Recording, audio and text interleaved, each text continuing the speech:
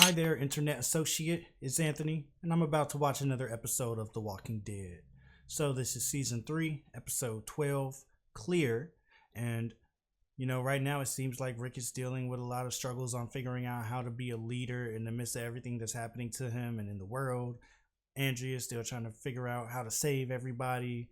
There's a lot going on right now. I'm interested to see what's going to happen now that, that other group, I forget their names, has now gone over to Woodbury since Rick kind of kicked them out of the prison or scared them away. There's a lot that's going on, and I'm just looking forward to seeing what's going to happen next. Nothing more to say, so let's just go ahead and get straight into it. Season 3, Episode 12, Clear. Aaron, we tried for Stone Mountain. Jay.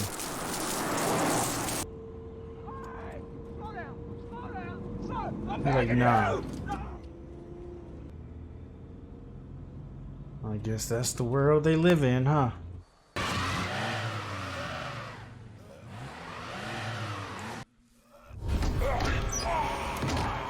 So were they trying to draw them out when they did that?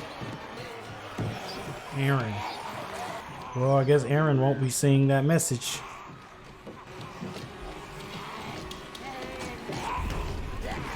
Oh wait, this is pointless. Wouldn't have to do it if you didn't get us stuck. It's an honest mistake. Oh, so it was a mistake. They were just really stuck. For right now, we have the same problems. So maybe we can work on them together. Just for right now? She's listening to this whole conversation. He caught up with them. Let's go. Oh my gosh. I mean, I understand it. But dang, that's gotta hurt. That really sucks for him. I wish you could save everyone, man. I really do. Like, it sucks that, like, just the most reasonable way to live is to kind of, not care about everyone at this point in time. Again, I'm not advocating for doing things like the governor, going out of your way to hurt other people. But it's like now at this point in the world, sometimes it's not a good idea to go out of your way to help someone either. And I'm always an advocate of going out of your way to help someone. So that's why this world kind of, in this show, this world kind of sucks. Because now that's no longer really a good thing to do. You got any of the police stations in town? I was the police here. Me and a few other guys. I was wondering if that's what this in a was. big town. I was like, is this where Rick used to work? And I guess so. People didn't know about it. I signed the permits. They might still be there. That's honestly a big might, though. Do you have a problem with that approach? No, Rick, I don't have a problem. Rick almost just wanted her to have a problem. She hadn't even said anything. You got a problem with that? Wait, no guilt. You know that. Whoa, what is this? This looks like the ghetto version of Woodbury. Turn around and live. Somebody probably already knows they're there. You see all them warnings. Uh-oh, look behind you. Yeah. Your gun, your shoes, and that sword. All of it. 10 seconds. That's not gonna happen. That was generous of him to give them 10 seconds, though. Man, why in the world does everything have to be a shootout now? Like, I mean, I get it. The world has gone to crap, but come on, man. Like, y'all are all just people. You're just humans. Even if you don't want them there, you can just hold the gun at them and tell them to leave. You don't have to make them give their stuff up. Dang, she really got up there. Ooh, nice one, Carl. You okay?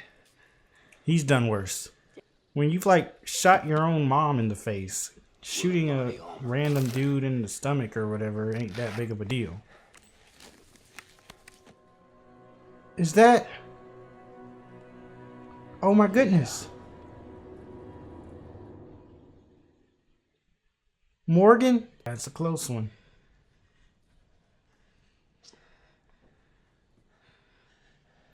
This guy, and I don't know if this was before or after, probably was just around the same time, maybe a little bit before, but this reminds me of that guy in The Last of Us 1 that had all the booby traps and stuff set up in his little part of the town. It's almost just like that. Are they gonna clear him out? He probably didn't even remember Rick, or at least recognize him. He probably will remember him eventually. Clear episode title. It's clear all over the place. The walkie-talkie. Dwayne turned. Oh man. And there's that baby place that Mom's friend Sarah ran. It's just around the corner. Coral. Dad, it's just around the corner. And there's all those walker traps. Still a little dangerous for anybody, not just... Man, I can't wait till Rick and Morgan can talk. Told your dad I'd help you. Carl does not like her. Yeah, in this world, it's never a bad idea to have somebody else with you. It doesn't matter how old you are or anything. It's just... And I know Carl isn't just mad because he thinks they're trying to help him because he's young. I know he actually has issues with Michonne. Yeah, so he's trying to sneak away. I'm getting Judith something else first, okay? I guess maybe Carl wants to get Judith something that has sentimental value, and he wants to do it on his own. Oh, he's awake. Oh, snap. You know where? Don't! No! Save my life, Man. Morgan! You know me! Look at me. Come on, Morgan. Push through. Calm down. You don't clear, man. You don't clear. Burn. Boom! Clear! Oh my gosh. You know me. Man. Please. Please kill me. Oh my gosh. This man really has kind of gone crazy. It was already pretty evident. I mean, now we know even more so. Rick, He's just now recognizing him? I know you. Yeah, that's what he's been trying to tell you. Oh, man, damn it. You said you turned yours on at dawn. That's what you said. I mean, I hadn't worked up to it yet, and then I did. I didn't have a choice. You can have your radio back, 'cause it looks like I finally found you. Wow, this guy. You found your wife and He's your mad. son. And then Man, it sucks to see Morgan has come to this, but what could we you was always expect? looking for food. I wanted Dwayne to come down there with me, and then when I came up, she was standing there right in front of him, and he couldn't do it. He needed to take a lesson from Carl. And then I'm just she playing. was just on him. See, he's red, and I do it. Wow. Finally, He had to kill them both, didn't he? finally, it was too late. Because not only did he take her out, then his son was a walker too. And the bad people do too. Yeah, it's just everybody. But the weak people, the people like me, we have inherited the earth. Wow. Interesting way to look at it, because a lot of people will consider it. I guess it depends on what you think of as weak. Because I guess in some ways I could definitely see how it would be very accurate to say in this world the weak are the ones that survive. Maybe if you mean like weak-willed. Weak in morality. So far this episode has just been Rick, Carl, Michonne, and Morgan. That's pretty cool. It's one of those more intimate feeling type of episodes. Oh, so we wanted to picture. He's the only one left! This is the only picture of his mom. So that's what Carl wanted to come back for, huh? She got it? Hey. The whole family. Thank you. This dude just got so happy. Back in there, just couldn't leave this behind. It's too damn gorgeous. Wow. Michonne seems like she has such a like friendly, playful sense of humor. When she actually likes somebody, and it's so weird because I mean, like, and it feels so natural, but at the same time, we're so used to seeing her like, you know, killing people and being so distrustful of people, reasonably so. It's cool when you see kind of, you know, that inner personality come out. You get a sense of what she was probably like before this stuff started happening and the world started going crazy. Together? You couldn't kill me, I couldn't kill you. I'll take that as a sign. We found a prison. Defenses can keep him out. Is that where your wife died? Dang. Just rubbing it in. Just go. No, I'm just saying that all is a lot of guns. Why do you need the guns, Rick? Because if you got something good, that just means that there's someone who wants to take it. And that is what is happening, right? We're gonna win. That's the world for you right there. You have to. This can't be it. It can't be. You gotta be able to come back from this. Come on.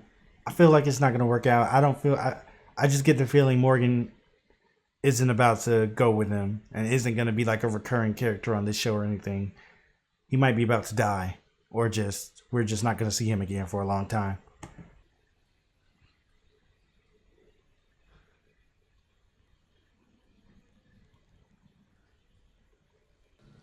I had to shoot you.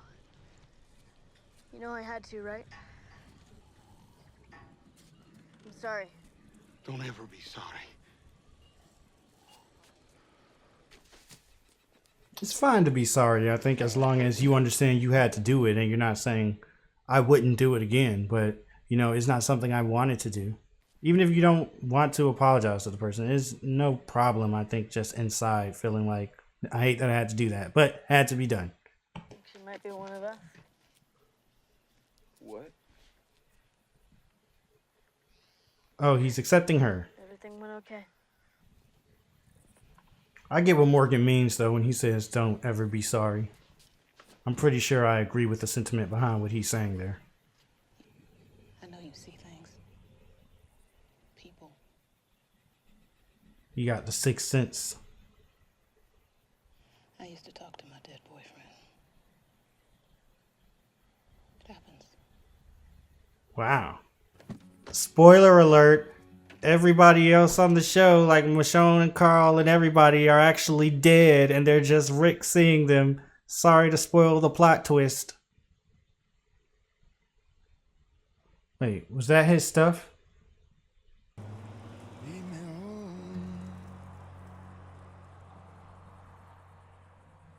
Wow, man. I don't know. I kind of have a soft spot for episodes like this, where they really kind of strip things down to the bare bones, just follow a few characters, and, you know, really just let the writing and the acting and everything just shine. And, you know, I mean, like, this, I think they had an episode to this, similar to this in season 2 as well. I remember talking about how there was an episode that just felt really stripped back, and I also found that one enjoyable. But this episode, I might go out on a limb and say this is the best episode I have seen of The Walking Dead thus far, in my opinion. And I mean, it's weird too, because it's always with episodes like this, the entire show can't be episodes like this, or I mean, like, I guess it just wouldn't work. But then it's like, at the same time, it's like they feel like the best episodes. And I guess part of the reason why they feel like the best episodes is because, you know, they can't happen all the time. And, you know, they can't just, every episode can't be this, and it feels like something special. But it feels like just everything that they did here, the way that they told the multiple stories that were going on in this episode, and the moments of character growth that we got from each of these characters, it just all felt so well done. And it felt like it was honestly kind of on a level that I feel a new level for The Walking Dead. It's always been a great show, but it's also always been a show that I felt like has more been governed by, you know, the fun, crazy, you know, plot and all these, crazy deaths, crazy, fighting zombies with cool character moments, and like, these characters that we're watching, go from like, these people who just lived regular lives to being put through all this crazy stuff. And it's really fun and like, crazy to watch. And it's like, it brings you through a whole lot of emotions. But it's like with episodes like this, when they kind of strip a lot of that back and just let these characters be people rather than being, products of a crazy broken world, which they still are in this case. But it's like, it feels like we got to see them more as people this time. Like I said, with Michonne, we got to see like kind of some glimpses of maybe what she was like before this whole outbreak happened. With Carl, we got to kind of see him. Lately, it's been cool watching him grow into, this kind of, super stone cold, killer almost, like just ready to do whatever has to happen. But it's like this episode, we kind of still got a little bit of that, like, whining little kid. Like, why does she have to be with us? I don't like her, that type of thing, And, just the scenes that they had between those two characters this episode was so cool because it felt like they both got a chance to grow in a way that they haven't yet as characters. Michonne kind of just, I feel like her growth was more so we got to see who she is more as a person. And we, the audience, got to understand her a little better just through so many little subtle things that she did this episode. And the way that she helped Carl. And then the way Carl ended up warming up to Michonne and liking her more and like, accepting her, if you will, as part of the team or one of them, one of us, however he put it. And then also his quest to get, the last picture of Lori and how he didn't really, I guess, even want to say it out loud until he was sure that he had it. And the shift in his demeanor from before he got the picture to after, all that entire part of the episode was so cool. And then on the other end with Rick and Morgan, like, I feel like it was one of those things where it's like a million different things you can take from that. There's probably so many different ways you could look at the conversation between Rick and Morgan and say, okay, this was the theme of this. This was the theme of this.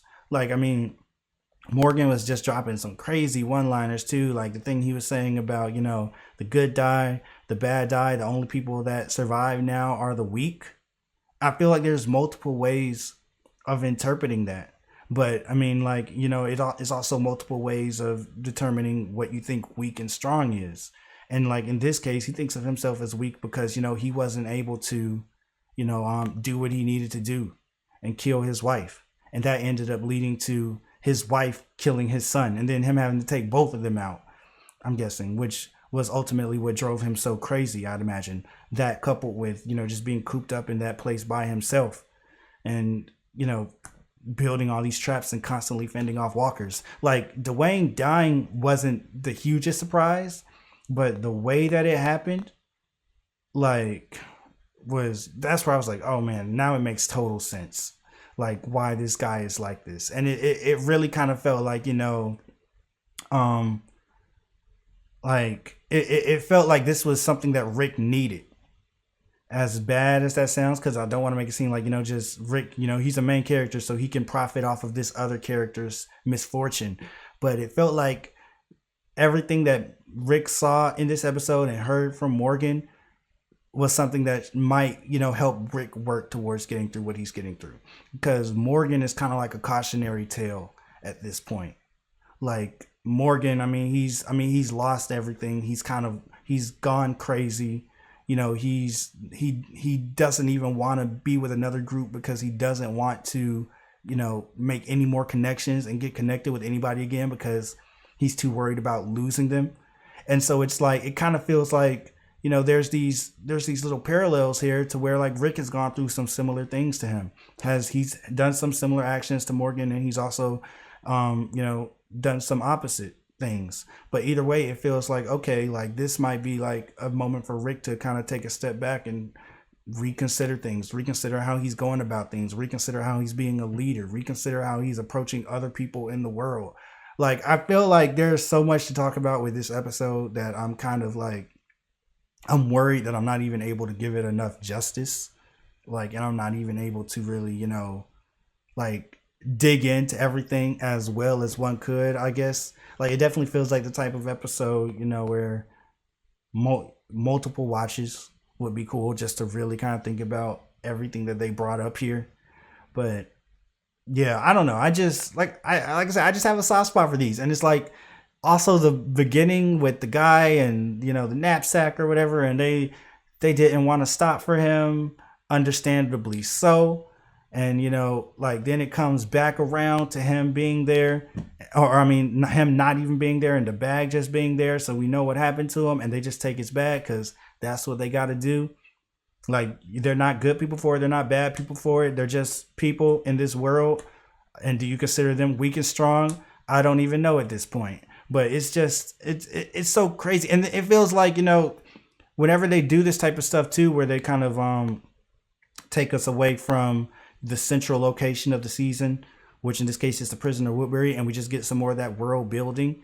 It just builds up even greater that sense of everybody's going through different things here. Everybody is handling this differently. That guy was out on the road just all by himself with a big knapsack. Like, how was he surviving? Obviously, he ended up not doing it. There was a sign at the beginning that says something like, Aaron, we're headed to Stone Mountain or something. Like, and so you can see that sign and just make a million different inferences about, okay, so what happened to those people? What's the story behind that? Rick and all them left a similar note to Sophia. Rick even left a note like that to Wayne and them at one point in the show. Then just a few minutes later, we see a walker and they've got Aaron on their bracelet or whatnot. I mean, like that stuff like that is so cool because it wasn't even part of the story. It wasn't even mentioned by any of the characters. It's not like it's some type of, like B plot or C plot. That it was just literally little details that they just threw in there that paint an entire picture themselves and tell an entire story in the background. And that's like world building to me. Like, I just feel like this episode, like I'm literally just raving about this episode right now because it just feels like it was it's just a master class in how to write an episode of TV, I feel like. And it definitely was a bit of a divergence from the usual Walking Dead formula in some ways. And again, I guess that's part of what makes it feel special. But it makes me interested in wondering, like, okay, so do I feel like this episode is so good simply because it's different from the formula and because, like, I mean, I also do think there are legitimate reasons to think this episode is good other than it just feeling different. But I guess I'm just wondering, like, so how can they I would love to see this balanced even more. Like, episodes like this where, like, not even episodes like this, but like moments like this where, the characters are able to kind of grow in ways and be presented in ways that we don't usually get to see them because they're usually just in the midst of a, life-threatening moment. Like this episode, most of the Walker battles, they skipped right over them. They didn't even bother showing it. Like, I mean, like, it seemed like, when they were in the bar or whatever, it feels like, I don't know. I remember one moment where it just felt like they were just kind of not even really too focused on them fighting walkers at all, which of course has become less and less of a focus as the show went on. But it felt like this episode especially, it was just, in the background. But yeah, I just wonder, I totally lost my train of thought there, but I would love to see more of that type of balance in the episodes where it's like, like this level of writing and kind of finesse in the writing mixed with, the kind of usual, I guess, like, plot service that they do. I don't know how to best articulate that, but usually in The Walking Dead, the episodes they're serving a big purpose of like, like pushing this really interesting, fast-paced plot forward, all that, which there's nothing wrong with that. That's really cool, but it's cool to kind of take a breather like this one where the plot didn't really progress at all, but the characters feel like they got so much progression.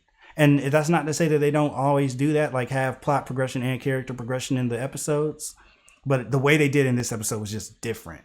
And so I guess I'm just saying I would love to see even more of this moving forward, just peppered in there, But it might just be the type of thing that really can only work like once a season on those one-off episodes like this. It's kind of got like that bottle episode kind of vibe, even though it's not technically a bottle episode because a bottle episode typically would all take place in one room, just one condensed area, which this kind of did, but still, I wouldn't really call this a bottle episode. Still, just a whole stripped back, like simplified feel. I don't know, man. I just think they did such a great job with this episode. And then at the end there, when I have that feeling in my chest of, I'm like, wow, I feel like I just watched something really cool. I just love that feeling. It just leaves you sitting there like, wow. I hope that my thoughts have made any type of sense right now. Like I feel like I'm not even doing a good enough job of breaking down the stuff that happened in this episode and giving my like perspective and opinion on it all. But just know that I really, really thought it was amazing. So I guess one of the big questions from this episode is, what does clear even mean? We hear Dwayne say that he has to clear. That's why he didn't die. He has to clear. And there's clear written everywhere. Clear is the title of the episode, but it's never really explicitly said what that means. And I definitely think that's one of those things where, you know, it's left up to interpretation, and you can finish watching the episode and it'll leave everybody think, what does clear mean, and have discussion about it and talk about it and what it means to them. And I wish I had like a good answer, like some type of deep, profound answer of this is what I believe clear to mean. But, you know, I don't know. Like, I feel like I would have to think about it more. Like, I mean, I feel like one of the obvious definitions would just be he means he needs to clear the place out of walkers. You know, there's walkers around. He needs to clear it out. But for some reason, I also want to feel like it goes deeper than that. Like, maybe he feels like he needs to clear his conscience somehow. You know, I mean, because he feels like it's his fault that his son died thanks to, you know, his wife murdering him, biting him, whatever. I mean, like, he might need to, like, he might be trying to clear his heart out because he's holding on to all of this heartbreak that he has. Like, he might need to just clear his mind out. I don't know. Like, it's so much that it could mean. And I wish I had a more profound, like, I don't know, you know, theory or whatnot. It might just be that he's crazy and clear doesn't really mean anything. And it's just another representation of how much Morgan has kind of lost his marbles now. He's so focused on this idea of clearing that doesn't even really have a true definition or meaning. It's just something that he's gotten focused on. So I don't know, man. I don't know, but yeah. Overall, great episode. I guess go ahead and leave a comment down below. Let me know what you thought about the episode. Like the video if you liked it. Subscribe if you want to see more. And head over to Patreon for the full uncut reactions weeks ahead of the YouTube schedule. Until next time, I'm Anthony, and I will see you all later.